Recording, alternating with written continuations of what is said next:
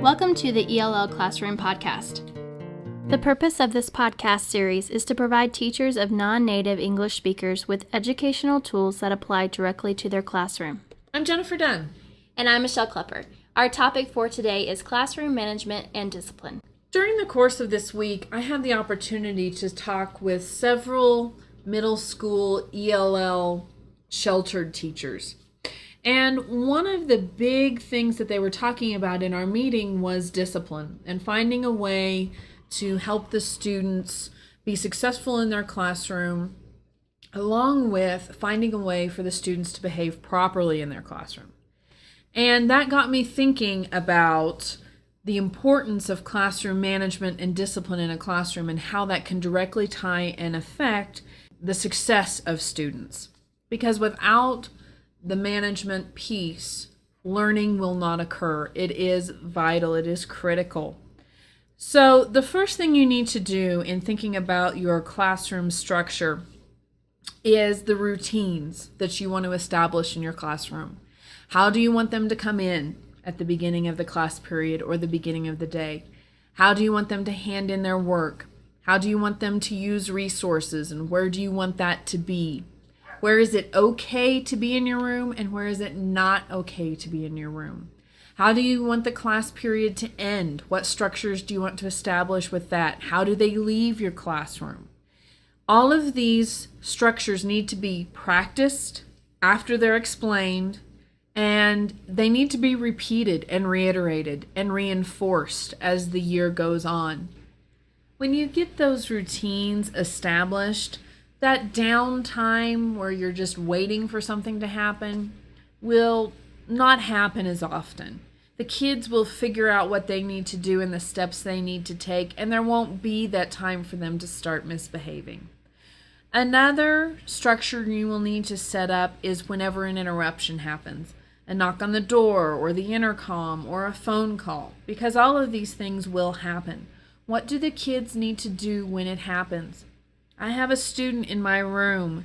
Whenever there's a knock on the door, they know it's their job to get up and open the door for that person. They might glance at me, but they don't need to raise their hand. They don't need to ask permission. It's just something they know that they are responsible for. Whenever an announcement comes over on the intercom and they're calling me, they know that I'm going to answer because they are asking for me. The same with a phone call. They know they just need to pause, wait, and be quiet, and that I will take care of whatever is happening and I will come right back into the lesson.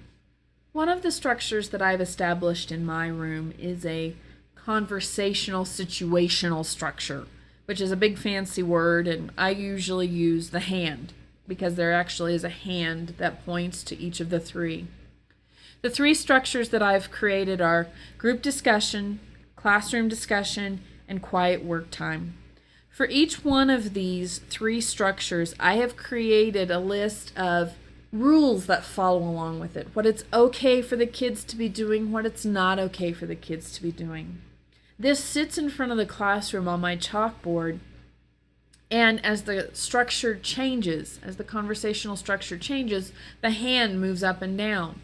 That way the kids always know, can I get up and sharpen my pencil? Oh, we're in quiet work time. No, I can't. Can I talk to my neighbor and ask a question? I'm in group discussion. Yes, I can. There's never any debates. There's never any arguments about it. The hand takes care of all of that for me. But once again, whenever you set this up in your classroom, it needs to be taught and they need to practice it. This hand ties directly into the rules in my classroom. They are not the only rules that I have, but they are a major part of them.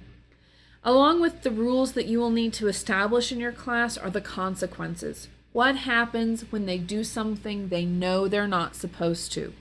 The steps need to be explicitly laid out. First, this happens, followed by this.